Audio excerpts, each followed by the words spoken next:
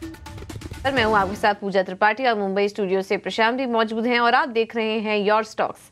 और इस शो में हम शामिल करेंगे आपके सवालों को। अगर आपके कुछ सवाल हैं तो सबसे पहले तरीका बता देते हैं। तरीका बेहद ही आसान है। आप हमें फ़ोन कीजिए, व्हाट्सएप कर सकते हैं अपने सवालों को। फ़ोन लाइन नंबर आपके स्क्रीन पर फ्लैश होता रहेगा। और इसी के साथ ही साथ आप अपने सवाल हमें सोशल मीडिया पर भी भेज सकते हैं। ट्विटर, इंस्टाग्राम और फेसबुक पर भी हम मौजूद हैं। अपने सवाल आप हमें वहां भी भेज सकते हैं। साथ ही यूट्यूब पर आप लाइव हमें देख सकते हैं और वहां पर भी आप अपने सवाल हम तक पहुंचा सकते हैं। चलिए, तो बात हुई सवाल पूछने के तरीके की और कुछ ही देर में हमारे साथ एक्सपर्ट भी शामिल होंगे जो कि आपको राय देंगे आपके सवालों पर।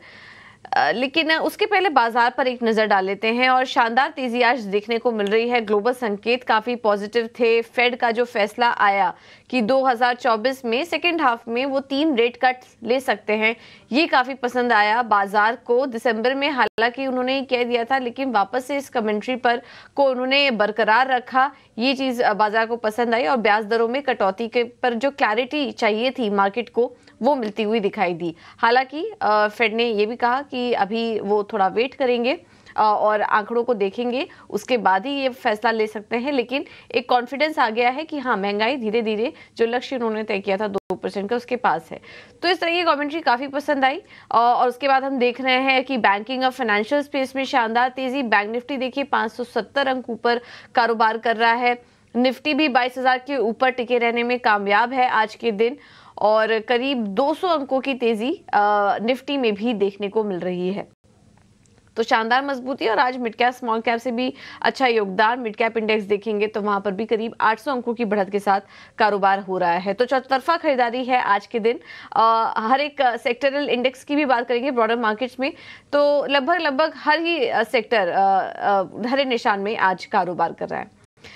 चलिए, यह है बाजार का हाल। अब एक्सपर्ट को शामिल करेंगे अपने साथ और हमारे साथ आपके सवालों का जवाब देने के लिए प्रॉफिट मार्ट सिक्योरिटीज के अविनाश गुरशकर और एंजल वन की स्नेहा सेठ मौजूद हैं।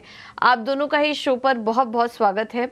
स्नेहा, बाजार पर पहले तो राय दीजिए। चौतरफा खरीदारी आज के दिन देखने को मिल रही है। पिछले काफी समय से जो गिरावट थी, अब उससे कहीं ना कहीं उभरता हुआ बाजार नजर आ रहा है। और अच्छी बात यह है कि अभी भी 22,000 के ऊपर टिके रहने में कामयाब है। तो ये जो तेजी अब आप हम देख रहे हैं, कितनी टिकाऊ है और आज तो एक्सपायरी भी है। तो क्या तेजी आज के क्लोजिंग तक सस्टेन रहेगी या फिर थोड़ा बहुत उतार चढ़ाव आप देख रही हैं, प्रॉफिट बुकिंग देख रही है बाजार में? वेरी गुड मॉर्निंग पूजा। अगर आप देखें तो मार्केट में यस, आज के दिन काफी स्ट्रांग अपमूव है। इनफैक्ट जो बैंकिंग इंडेक्स है वहां पे ऐसे भी काफी सपोर्ट दिख रहा है, जो कि थोड़े समय ओवरऑल थोड़ा प्रेशर में था रिसेंटली। तो मुझे लग रहा है करके कि यहाँ पे इट इज इम्पोर्टेंट कि आज का क्लोजिंग कैसा हो। सेकेंड हाफ बहुत इंपॉर्टेंट रहेगा। अगर हम देखते करके कि निफ्टी इसी तरह या यहाँ पे भी क्लोज होता है तो that will be a positive thing. अगर हमें दिखता है करके कि यहाँ से थोड़ी सी प्रॉफिट बुकिंग आती है सेकेंड हाफ में और हम 22,000 के नीचे कहीं जाके क्लोज होते हैं, तो थोड़ा सा वापस से मार्केट में वो ही कंसोलिडेशन और एक रेंज बाउंड और हायर लेवल से सेलिंग आ सके। बट अगर आज के दिन इस तरह की क्लोजिंग होती है स्ट्रांग और हम 22,100 के ऊपर भी सरपास कर देते हैं, तो मेरा मानना है कि थोड़ा चार्ट स्ट्रक्चर अच्छे हो जाएंगे और फिर से हम अपसाइड के जो मूव दिख रहे थे हम वो रिज्यूम करेंगे। स्पेशली जो आप देखेंगे इंडिया विक्स, अगर आप देखें तो काफी समय से वो एक रेंज में ट्रेड कर रहा था और अब मार्केट कल नीचे भी गया, तभी भी इंडिया विक्स में कोई ज्यादा अपसाइड की मूव नहीं देख रहे हैं। तो इंडिया विक्स कंटिन्यूसली नीचे जा रहा है, which is a positive thing. तो ओवरऑल ये चीज देखकर मुझे लग रहा है करके कि अभी के लिए आज की क्लोजिंग का वेट करें। अगर स्ट्रॉन्ग क्लोजिंग आती है तो पॉसिबिलिटी है कि हम और तेजी देखने को मिल सकती है। तो फिलहाल जो है वो तेजी का मोमेंटम आगे भी कायम रहने की उम्मीद स्नेहा जी को इस वक्त बाजार के संकेतों से नजर आ रही है। चलिए, अब बढ़ते हैं आगे और आपके सवालों को फटाफट से शामिल करते हैं। पहले कॉलर को अपने साथ जोड़ते हैं। अब्दुल हैं हमारे साथ इस वक्त हैदराबाद से। अब्दुल, गुड मॉर्निंग, पूछिए क्या जानना चाहते हैं? जी, ये अल्कार्गो लॉजिस्टिक्स है। ठीक है, लॉजिस्टिक्स का है। हाँ, 6 महीने तक रख सकता हूँ मैं। अच्छा, किस भाव पे लिया आपने? 83। काफी ऊपरी स्तरों पे अल्कार्गो लॉजिस्टिक्स की आपकी खरीदारी है और 1 साल तक आपने बोला ना? 6 महीने। 6 महीने, अच्छा ठीक है, 6 महीने का नजरिया। अविनाश जी, अल्कार्गो लॉजिस्टिक्स पे अब्दुल को जरा सलाह दीजिए। 83 रुपए की बाइंग है, 6 महीने का नजरिया इनके पास।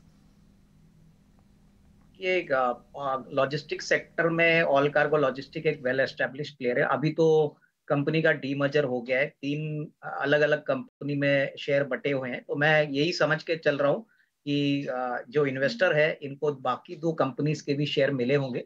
तो ऑल कार्गो तो लॉजिस्टिक तो पेरेंट कंपनी है, प्लस दूसरा जो उनका जो इक्विपमेंट आर्म है, प्लस दूसरी तीसरी जो कंपनी है इसका शेयर इनको मिला होगा। तो जब भी आप रिटर्न कैलकुलेट करोगे तभी सारे 3 शेयर्स की वैल्यू आप देख लीजिए, क्योंकि ऑल कार्गो लॉजिस्टिक्स का जो इनिशियल 1 शेयर था वो 3 हिस्सों में बटा है। अभी इस कंपनी की प्रोस्पेक्ट्स की बात करें तो मुझे लग रहा है कि अगले 6-12 महीने में गवर्नमेंट इंफ्रास्ट्रक्चर और लॉजिस्टिक के ऊपर बहुत बहुत जोर से फोकस करने वाला है, क्योंकि लॉजिस्टिक्स एक ऐसा सेक्टर है जो मैक्रो इकोनॉमी के ऊपर डिपेंडेंट है। इकोनॉमी बढ़ती है तो लॉजिस्टिक सेक्टर भी बढ़ता है। इनके लिए मल्टी मॉडल और बेसिकली जो उनका एक्सपोर्ट मार्केट है वो काफी बड़ा है। तो शॉर्ट टर्म में हो सकता है कि स्टॉक थोड़ा अंडर परफॉर्म कर रहा हो, लेकिन आपका नजरिया कम से कम 6 to 12 मंथ यहाँ पे होना चाहिए। मेरे ख्याल से नॉट ओनली आपकी कॉस्ट प्राइस बट आपको एक अच्छा मुनाफा मिल सकता है अगर आप 12-15 महीने यहाँ पे निवेश करके बैठ सकते हो। लॉस में पोजीशंस मत काटे, यही राय रहेगी। यहाँ पे होल्ड करिए, थोड़ा टाइम फ्रेम लंबा रखिए, आपको जरूर रिस्क रिवॉर्ड अच्छा मिलेगा।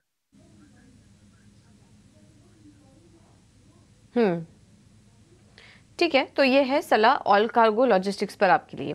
अब अगले दर्शक को शामिल कर लेते हैं और हमें गाजियाबाद से हमारे साथ अमित चैटर्जी जुड़े हैं। अमित जी नमस्कार, सवाल पूछिए अपना।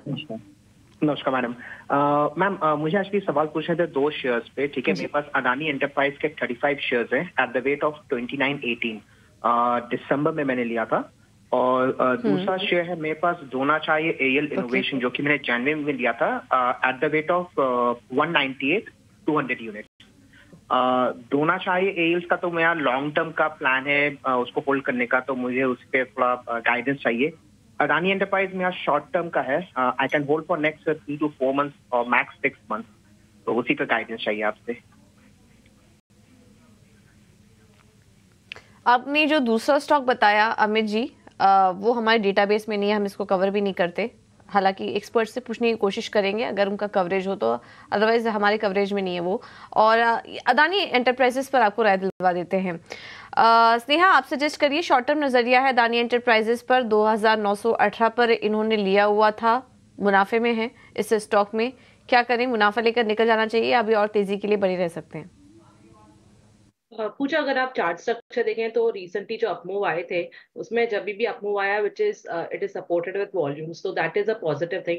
अगर आप देखें तो रिसेंट जो फॉल आया है उसमें वो 89 EMA के आसपास आके का स्टॉक ने तेजी दिखाई है उसके बाद से, तो वहां से ही रिकवर हो रहा है। तो आई थिंक यहाँ पे इंपॉर्टेंट लेवल है करके कि 3160 170 ये जोन निकलना जरूरी है इस काउंटर के लिए, जो कि 20 डेमा है।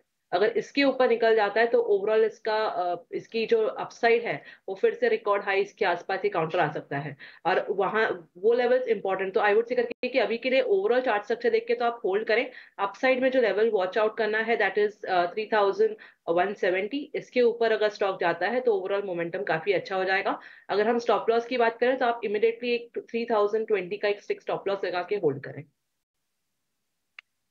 तो यहां पर आपको बेहतर रणनीति नजर आती हुई स्नेहा जी की तरफ से। अगले दर्शक को अपने साथ जोड़ते हैं। कोलकाता से हमारे साथ सौम्य बने हुए हैं। सौम्य गुड मॉर्निंग, पूछिए क्या जानना चाहते हैं? हाँ, मेरे पास एक्चुअली 318 के भाव में आपका एक साइड का 200 शेयर है। तो मेरा जो टारगेट है, मतलब अभी तो सेल करने का कोई नहीं है, 8 से 10 साल तक मैं रखने के लिए उसको मतलब ठीक ठाक हूँ। ये एक सवाल है। दूसरा सवाल अगर जो है कि मैं जैसे आपके शो में ही होता है कि संजीव वासिन जी आते हैं और जैसे खुद का SIP, तो रोज मतलब 200 से 300 भाव का कुछ शेयर खरीद के रखना चाहता हूँ 10 साल के लिए। ठीक है। तो ये प्लान ठीक होगा कि या कुछ दूसरे तरह का काम भी कर सकते हैं? ठीक है, तो इक्विटी में आप SIP के जरिए भी निवेश करना चाहते हैं और बाकी एक साइड पे मैं 318 के भाव पे लिया ना आपने? 318 के भाव में। ठीक है, ठीक है, ठीक है। और आप 4-5 साल का नजरिया है आपके पास? हाँ, ठीक है, रख सकता हूँ ये भी और इक्विटी भी, जो भी मैं खरीद रहा हूँ 200 से 150 जो भी होगा। ठीक है, ठीक है। अविनाश जी, मैं आपके पास ही आना चाहूँगा। एक्साइड इंडस्ट्री पे ज़रा पहले इनको ज़रा मार्गदर्शन दीजिए। 318 की खरीदें, हालांकि 5-10 साल तक आराम से इनका नज़रिया है, तो ज़रा इस पर एक बेहतर व्यू दीजिए, या इसके अलावा कोई विकल्प बेहतर हो तो वो भी सुझाइए। इसके अलावा इनका एक और सवाल है कि ये SIP के ज़रिए इक्विटी में और एक इनका तय खाचा है कि ये पर डे 200 की इन्वेस्टमेंट के साथ बने रहना चाहते हैं, तो ज़रा बताइए इनके लिए क्या सही सलाह होगी। प्रशांत, पहली बात तो देखिए, एक्साइड जो शेयर इन्होंने खरीदा है काफी अच्छी कंपनी है। ऑटोमोटिव और इंडस्ट्रियल बैटरी में ये काफी पुराने प्लेयर है। मेरे ख्याल से देखिए, ये जो ओवरऑल मार्केट है वो ज्यादातर एक ओलिगोपोली मार्केट है, यानी सिर्फ दो खिलाड़ी है, एक तो एक्साइड है, दूसरा अमरा राजा है। मैं इनको यही कहूंगा कि जिस प्रकार का ग्रोथ आपको ऑटोमोटिव सेक्टर में दिख रहा है, इंडस्ट्रियल सेक्टर में दिख रहा है, डेफिनेटली रेलवेज टेलीकॉम में अगर ग्रोथ आता है तो इसका भी फायदा ऑब्वियसली एक्साइड को भी मिलेगा। दूसरी कंपनी जो इस स्पेस से अच्छी लग रही है वो अमरा राजा भी है। इन्होंने 318 में खरीदा है, इनका नजरिया बहुत लंबा है, तो मैं इनको यही कहूंगा कि थोड़ा पेशेंस रखिए।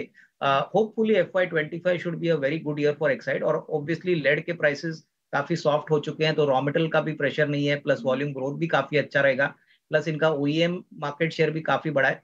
तो ओवरऑल मुझे लग रहा है कि अगर इनका 12 से 18 महीने का व्यू है तो करीबन 375-380 का एक नियर टर्म का टारगेट बनता है। उसके बाद हम एक फ्रेश रिव्यू लेके बात कर सकते हैं, बट डेफिनेटली यहाँ पे होल्ड करें। और रही बात इनकी SIP को लेके, तो मैं इनको यही कहूंगा कि जो भी अमाउंट ये डिसाइड करते हैं, मेरे ख्याल से हर महीने ये डिसाइड कर सकते हैं, पहले 10 तारीख को या एंड ऑफ द मंथ को थोड़ा थोड़ा करके निवेश करें। क्योंकि देखिए, लॉ ऑफ एवरेजिंग ये कहता है कि बाजार ऊपर हो नीचे हो, SIP अगर आप कम से कम 3, 4, 5 साल के लिए करते हो तो अच्छा बास्केट बन सकता है। और ज्यादातर आप लार्ज कैप में ही पहले करिए, जैसे कि टाटा मोटर्स है, कमिंस है, उसके बाद L&T है, उसके बाद मैं समझता हूँ सीमेंट में अगर ये चाहे तो रैमको सीमेंट है, उसके बाद छोटी कंपनीज में फेडरल बैंक है, IDFC फर्स्ट बैंक है। ये काफी अच्छे विकल्प है जो अभी अवेलेबल है। मार्केट वोलेटाइल है तो इनको एक अच्छा मौका मिल सकता है ऐसा पोर्टफोलियो क्रिएट करने के लिए, लेकिन ये लंबी अवधि के लिए स्ट्रेटेजी है, शॉर्ट टर्म के लिए नहीं।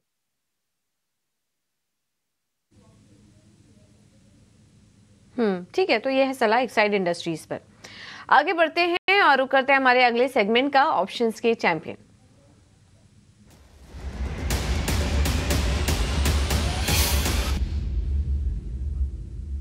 हमारे साथ फिनवर्सिफाई की ध्वनि पटेल मौजूद हैं। ध्वनि, थैंक यू सो मच समय देने के लिए अपना ITNOW स्वदेश को। बताइए क्या रणनीति होगी आपकी तरफ से। Good morning. आज का हमारा ऑप्शन का ट्रेड यहाँ पे जो रहेगा वो रहेगा टाटा पावर में।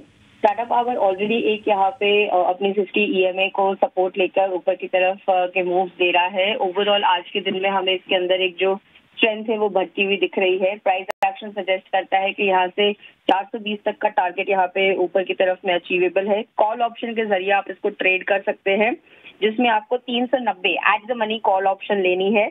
7 रुपए के करीब इसका भाव चल रहा है। इसका टारगेट जो है वो 12 का बनता है और स्टॉप लॉस जो है वो आपको 5 रुपए का मेंटेन करके चलना है। रिस्क रिवॉर्ड इसका काफी फेवरेबल बनता है करंट पोजीशन से, जिसमें आपका मैक्स मुनाफा यहाँ पे जो हो सकता है वो 16,800 तक का हो सकता है और अधिकतम नुकसान आपको 6,700 तक का हो सकता है। ठीक है, तो ये है सलाह ध्वनि की तरफ से। टाटा पावर 390 की कॉल खरीद सकते हैं आप, जिसमें कि लक्ष्य है 12 रुपए का और अधिकतम मुनाफा इसमें 16,875 का हो सकता है। तो रिस्क रिवॉर्ड भी काफी अच्छा है। 3% ऊपर 3% से ज्यादा की तेजी ये स्टॉक दिखा रहा है। एक रिस्क डिस्क्लोजर भी आपके लिए चला देते हैं सेबी की तरफ से, जो कि ये कहता है कि अगर आप ऑप्शन में ट्रेड कर रहे हैं तो संभल के ट्रेड कीजिए, क्योंकि 10 में से 9 लोगों को इसमें नुकसान होता है। तो स्टॉप लॉसेस का ध्यान अपने जरूर रखिए। लखनऊ उत्तर प्रदेश से अमित जुड़ चुके हैं। गुड मॉर्निंग अमित, बताइए लखनऊ की सुबह आज की कैसी है? कुछ ठंड वंड कम हुई क्या? नहीं सर, ठंड तो बढ़ गई सर। Very good morning. जी जी, ठंड थोड़ी बढ़ी हुई है आज। चलिए बताइए क्या जानना चाहते हैं? सर मेरे पास सर IRB इंफ्रा है 60 रुपीज के रेट से 400 शेयर। ठीक है। और मेरे पास ऊर्जा ग्लोबल के 500 शेयर है 37 के रेट से। ऊर्जा ग्लोबल ना? जी। ये आपने किस भाव पे बताया? 37। तो इसमें क्या क्या करना चाहिए? ठीक है, दोनों ही ऊपर की बाइंग है आपकी। 400 स्टॉक्स हैं IRB इंफ्रा के। एक छोटी सी इंक्वायरी और थी कि जी। अगर एग्जिट की सलाह होती है, मैं कुछ और इन्वेस्ट करना चाहूँ तो इन्फीबीम कैसा रहेगा इन्वेस्टमेंट के लिए? बस ठीक है, ठीक है, ठीक है, ठीक है, ठीक है। चलिए, वैसे तो ऊर्जा ग्लोबल का डेटा नहीं है, फिर भी हम एक अलग से व्यू इस पे ले लेंगे, लेकिन आईआरबी इंफ्रा पे सबसे पहले इस पे राय लेते हैं। अविनाश जी, आईआरबी इंफ्रा पे जरा राय दीजिए, 60 रुपए की खरीद है। इंफ्रा इनको होल्ड करना चाहिए क्योंकि रोड और टोल के जो प्रोजेक्ट्स है वहां पे आईआरबी इंफ्रा एक मार्केट लीडर है। और मुझे लग रहा है कि नई गवर्नमेंट जब आएगी इलेक्शन के बाद, रोड का जो फोकस है वो कंटिन्यूसली बरकरार रहेगा। काफी हद तक एनएचएआई ने रोड डेवलपमेंट को लेके बहुत एग्रेसिवली अपने टारगेट्स अचीव किए हैं और काफी प्राइवेट सेक्टर कंपनियां इसमें पार्टिसिपेट कर रही है। तो आईआरबी का जो बिजनेस मॉडल है वो बहुत यूनिक है। मुझे लग रहा है कि अगर इनका नजरिया साल भर का है तो करीबन 80-85 का भी एक नियर टर्म का टारगेट बन सकता है। थोड़ा सा इंतजार करिए। स्टॉक निचले लेवल से काफी भाग चुका है, करीबन 35 रुपया हुआ करता था, अभी इन्होंने 60 रुपए में लिया है। मेरे ख्याल से अगर नजरिया 12-15 महीने का है तो यहाँ पे एक अच्छा रिस्क रिवॉर्ड बन सकता है। But I think he has to hold for another 12 to 15 month. यहाँ पे शॉर्ट टर्म में तो नहीं होगा कुछ upside, but medium to long term में जरूर पैसा बनेगा। ऊर्जा ग्लोबल, हालांकि डेटा हमारे पास नहीं है, लेकिन 37 रुपए की इनकी बाइंग थी, आज 4.5 रुपए स्टॉक आगे हो। ये सवाल मेरे लिए है प्रशांत? जी जी जी जी, अविनाश जी। देखिए, मेरे ख्याल से ऊर्जा ग्लोबल में इन्होंने बहुत ही ऊपरी लेवल पे ये स्टॉक खरीदा है। मैं इनकी बैलेंस शीट अभी देख रहा था, हार्डली 2-2.5 करोड़ का प्रॉफिट है, करीबन 115 करोड़ का कर्जा है और मुझे नहीं लगता है कि कोई बड़ी री रेटिंग इस स्टॉक में आएगी। देखिए, अभी क्या हो रहा है कि ज्यादातर जो ग्रीन एनर्जी और रिन्यूएबल रिलेटेड जो स्टॉक्स है वहां पे भरपूर तेजी मार्केट में देखी है। और इसमें क्या हो गया है कि जो छोटे मझोले शेयर्स है जहां पे बिजनेस बड़ा नहीं है लेकिन फिर भी रिन्यूएबल या ग्रीन या ग्लोबल एनर्जी ऐसा कोई नाम आने से इन स्टॉक्स में तेजी आ गई है। तो यहाँ से मुझे लगता है कि इनको निकल जाना चाहिए। मेरे ख्याल से अगर नजरिया इनका मीडियम टू लॉन्ग टर्म है, पैसा कैपिटल बचाना चाहते हैं, तो I think something like IDFC first bank है, फेडरल बैंक है, ऐसे विकल्प में पैसा डाले। क्योंकि मुझे नहीं लग रहा है कि जो वैल्यूएशन पे उन्होंने लिया है उस लेवल पे आने के लिए बहुत समय लगेगा और कंपनी की जो फाइनेंशियल्स है वो डेफिनेटली इतनी भी कोई खास नहीं है जहां पे कोई बड़ी री रेटिंग आएगी। तो आई वुड सजेस्ट दैट जो भी कैपिटल बनता है वो शिफ्ट करिए और वहां से पैसा अच्छा बनेगा, ऐसा मुझे लगता है। इस कंपनी से तो कोई बड़ी अपसाइड आने की उम्मीद नहीं लगती। तो ये नजरिया आपके स्टॉक्स पे हमें